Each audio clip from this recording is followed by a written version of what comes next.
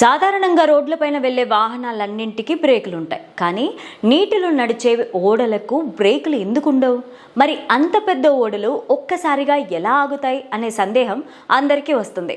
ఓడలను ఆపడానికి ఒక ప్రత్యేక పద్ధతి ఉంది. అదేంటో తెలుసుకుందాం. ఓడలకు బ్రేకులు ఉండవు ఎందుకంటే నీటిలో ఘర్షణ తక్కువగా ఉంటుంది. భూమిపైన కారు టైర్లకు రోడ్డుకు మధ్య ఘర్షణ కారణంగా బ్రేక్ వేసిన వెంటనే ఆగుతాయి. కానీ నీటిలో అలా సాధ్యం కాదు. ఓడను ఆపడానికి ఇంజన్ వేగాన్ని తగ్గించడం, రివర్స్ థ్రస్ట్, యాంకర్, టగ్ బోట్ల వంటి పద్ధతులను అవలంబిస్తారు. ఇన్ని చేసినా ఓడ ఒక్కసారిగా ఆగదు. వేగం క్రమంగా తగ్గుతూ ఉంటుంది. సముద్రంలో ప్రయాణించే పెద్ద ఓడలు వేల టన్నుల బరువు ఉంటాయి. అంత బరువైన వాటిని అకస్మాత్తుగా ఆపడం కష్టం. గాలి, అలల కారణంగా కూడా ఓడ ముందుకు కదులుతూ ఉంటుంది. ఓడలను ఆపడానికి ముందుగా ఇంజన్ వేగాన్ని తగ్గిస్తారు. ఓడ గేర్ను స్టేబుల్గా మారుస్తారు. ఆ తర్వాత దాని వేగం క్రమంగా తగ్గుతుంది.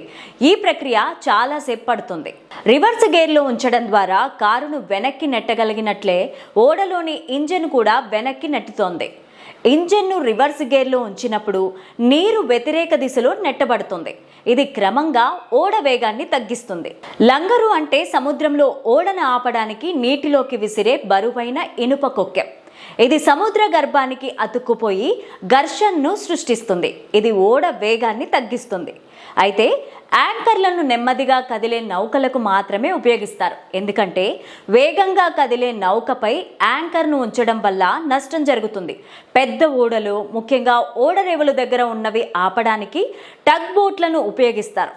టగ్ బోట్లు చిన్నగా ఉన్న చాలా శక్తివంతమైన పడవలు. ఇవి ఓడను నెమ్మదిగా ఓడరేవు వైపుకు లాగి సురక్షితంగా ఆపుతాయి. నీటిలో గాలి, అలల కారణంగా ఓడ వేగం తగ్గుతుంది. నీటిలో ఒక హైడ్రో డైనమిక్ డ్రాగ్ క్రియేట్ అవుతుంది.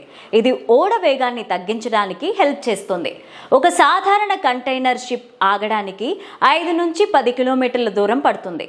టైటానిక్ లేదా క్రూయిజ్ షిప్ లాంటివి పూర్తిగా ఆగిపోవడానికి 15 నుంచి 30 నిమిషాలు పట్టొచ్చు.